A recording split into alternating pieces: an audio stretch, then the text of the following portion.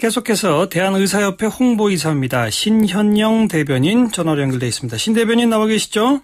예, 안녕하세요. 예, 대한의사협회는 원격 의료 일단 반대한다는 입장이었었죠. 그렇죠? 예, 맞습니다. 그렇다가 지난번 파업다고 하시다가 일단 합의하기를 시범사업 해보고 입법화하자. 여기까지 합의하시지 않았었나요? 예, 맞습니다. 그런데 이 시범사업 준비하는 데에 의료계가 대한의사협회에서는 아무 의견을 내시지 않았다고 조금 아까 보건복지부가 그러는데 그거는 입장이 바뀌신 겁니까? 어떤 겁니까? 그거에 대해서 간략하게 말씀드리면 예. 저희가 그 의정 합의 사항에서는 우선 선 시범 사업 그리고 후 입법에 대해서 이미 복지부와 합의가 된 부분이었습니다. 예. 하지만 복지부에서 이 첫 번째 이 중요한 사안에 대해서 먼저 그 선 시범 사업에 대한 부분을 약속을 어긴 거라고 말씀드릴 수가 있겠습니다. 어떤 약속을 어겼습니까? 복지부가? 후 입법 그리고 선 신법을 얘기했는데 예. 그 반대로 지금 진행을 하고 계시는 거죠. 그 입법이 지금 된 겁니까? 그건 아니지 않습니까? 지금 국회에 입법을 상정한 상태입니다. 아, 상정하지 말았어야 했는데 상정했다. 예. 그 말씀이군요. 예. 그래서 시범사업에 동의할 수 없고 같이 참여할 수 없다 이 얘기시군요. 예. 네. 알겠습니다. 그건 좋고요. 의협이 원격 의료를 거부하시는 제일 큰 이유가 어떤 걸까요? 예, 제가 한 세 가지로 말씀드릴 수 있겠습니다. 예. 첫 번째로는 원격 의료를 이야기하기 전에 대면 진료를 통한 진료의 본질에 대해서 좀 말씀을 드려야 될 것 같은데요. 예. 의사가 환자를 진료할 때 그 진료실에 걸어 들어오는 그 순간부터 대화를 통해서 환자의 말하는 상태나 진찰 이런 행위를 통해서 종합적으로 환자를 진단과 처방을 하게 됩니다. 그렇죠. 하지만 원격 진료로는 환자를 제대로 진료하는 것, 이거 한계가 많은 상태입니다. 예. 두 번째 이유로는 그 원격 의료의 수요자는 환자인 국민과 의사입니다. 그렇죠.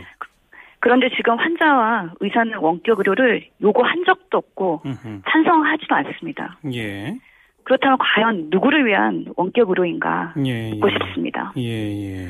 세 번째로는 원격 의료는 말 그대로 병원과 멀리 떨어진 지역에서 그 정상적인 의료 이용이 어려운 경우에 활용되는 수단입니다. 지금 뭐 낙도 이런 얘기를 하고 있습니다. 예. 하지만 정부는 의료 이용이 충분한 그런 도시 지역에서도 원격 의료를 하겠다고 말하고 있습니다. 예. 대면 진료를 대체하는 수단으로서 이런 한계가 있는 원격 의료. 과연 이거를 필요 이상으로 확대하는 것이 옳은 것인가? 알겠습니다. 의협은 이에 동의할 수가 없습니다. 첫 번째 말씀하신 게 이제 결국 안전성 문제 아니겠습니까? 영상 진료만 통해서는 제대로 진단할 수 없다 이런 얘기신데 그런데 예를 들어서 말이죠. 뭐 고혈압 환자인데 이미 병원을 다니던 분이다. 그래서 뭐 정기적으로 한 달에 한 번 정도씩 이렇게 이 루틴 체크라고 하죠. 그런 걸 해서 이 약을 처방하게 되고 이런 경우 보조적으로 원격 의료를 쓸 수도 있는 거 아닐까요? 그건 어떻게 보세요? 예, 명확하게 말씀드리면 아직 그 정부가 이야기하는 원격 의료에 대해서 이것이 대면 진료만큼 안전하다 이런 과학적인 데이터가 없는 실정입니다. 네, 그건 그렇죠. 예. 예, 그래서 고혈압이나 당뇨가 같은 그런 만성 질환자의 경우 말씀을 드리면 이것은 그 질병을 오래 알았기 때문에 만성 질환자인 거지. 그렇다고 그 상태가 안정된 거라고 규정을 할 수는 없는 상태입니다. 항상 변화할 수 있다. 예. 그래서 다양한 한병증이나 이런 그런 거에 대한 가능성이 있음에도 불구하고 지금 단순한 혈당이나 그런 혈압 모니터링 그리고 시진 이런 것만으로 원격 진료를 이루어진다고 하는 건데 이런 경우에는 오진의 가능성이 있습니다. 높다 그 말이죠. 예, 추가적으로 또 말씀드리면 그 정신질환자 같은 경우에는 개인정보 보안이 중요하거든요. 그렇죠. 근데 진료가 통신으로 이루어진다. 해킹 위험도 있죠. 예, 정보 유출의 가능성이 있고요. 알겠습니다. 특히나 이런 불안정한 통신 상태 지역에서 만약에 그런 잘못된 데이터가 전송되는 경우에 환자가 뒤바뀌는 의료 사고로서도 이루어질 수 있고요. 그리고 아까 세 번째 말씀하신 이제 그 도서벽지 같은 낙도나 이런 지역 그리고 특히 뭐 노인이나 장애인 뭐 이런 분들 또 정말 대면 진료 하고 싶지만 태풍 같은 게 쳤을 때 예외적으로 사용하는 거 이런 건 그럼 허용하실 수 있나요?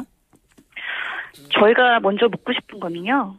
그 노인이나 장애인 그리고 이런 정신질환자들 이런 사람들이 우선 원격 의료를 위해서 기기나 프로그램을 원활하게 작동할 수 있는지 이거에 대해서 묻고 싶고요. 특히나 거동이 어려운 분들 있지 않습니까? 이런 분들 같은 경우에는 대면 진료를 더욱 활성화시키기 위해서 그 1차 진료 개선이나 왕진 대면 진료 이런 걸 제도화해야지 예, 원격 의료가 해결 방안은 아니라고 생각하고요. 그러면 아주 극히 제한된 의미로라도 도입할 수 없다. 이런 반대 입장이시군요. 예, 사실 아까 말씀 나온 것처럼 우리나라 같은 경우에 의료 접근성이 세계 최고라고 말씀드리고 싶고요. 예. 실제로 한 가지 문제점 환자가 원격 진료를 받았다 하더라도 이게 끝이 아니라고 생각합니다. 약을 처방받기 위해서 다시 약국을 방문해야 되기 때문에 그건 그렇죠. 과연 원격 의료라는 것이 실효성이 있는지 묻고 싶습니다. 예. 아까 처음에 세 가지 말씀하시겠다고 할 때 두 번째 말씀하신 게 이것의 수요자들은 이제 국민과 의사다. 근데 국민도 의사도 원하지 않았다. 이렇게 말씀하시지 않았습니까? 예, 맞습니다. 근데 정부는 왜 하려고 한다고 생각하세요? 예, 그거에 대해서 저희가 사실 뭔가 순수하지 않은 의도가 있을 수도 있다라는 좀 생각이 들긴 하거든요. 어떤 의도요? 순수하지 않은 의도라면 어떤 거죠? 예, 이게 조심스럽게 말씀드릴 수가 있을 것 같고요. 예. 사실 이런 원격 의료를 활성화하기 위해서 우리 기재부에서 지금 서비스 투자 활성화 계획을 강하게 지금 정부 쪽에서 추진을 하고 있는 걸로 알고 있습니다. 예. 그래서 이런 것들이 결국에는 IT 사업의 발전이나 아하. 여러 가지 그런 경제 발전을 위해서 기재부에서 강하게 밀어붙이고 있는 걸로 알고 있는데 그런 쪽의 의도가 있지 않을까라고 생각이 되는 상태입니다. 예. 의사협회는 이렇게 강력 반대하시지만 만약 이게 무슨 서비스 투자 활성화와 IT 산업 발전으로라도 이어지려면 상당수 의사들이 여기에 참여해야 될 거 아닙니까? 참여하겠다는 의사들은 있습니까? 없습니까? 사실 그 부분에 대해서는 조심스러운 입장입니다. 왜냐면 사실 이런 대형 병원으로 환자 쏠림 현상 이거에 대해서 말씀을 드릴 수밖에 없을 것 같은데요. 이런 IT 기기를 이용해서 환자를 진료하는 것 자체가 과연 동네 의원에서 가능한 것인지 아니면 정말 그런 외래 환자가 많은 대형 병원에서 정부는 일단 동네 병원 중심으로 할 것이다. 대형 병원의 경우는 수술 후 처리 등등에만 제한적으로 허용한다 했는데 결과적으로는 그래도 대형 병원으로 쏠릴 거다. 이런 우려시군요. 예, 맞습니다. 알겠습니다.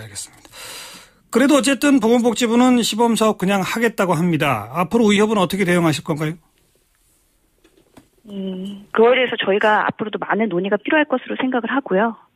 사실 저희 비상대책위원회가 지금 존재하고 있는 상태입니다. 그래서 그런 의료계가 참여하지 않는 그런 원격 의료를 정부에서 독단적으로 진행하는 경우에는 저희가 국민의 입장에서 그리고 의사의 입장에서 그런 잘못된 의료 정책은 저희가 적극적으로 막으려고 강력히 준비를 싸우시겠다. 하고 있는 상태입니다.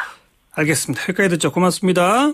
예. 네, 대한의사협회 홍보이사 신현영 대변인이었습니다.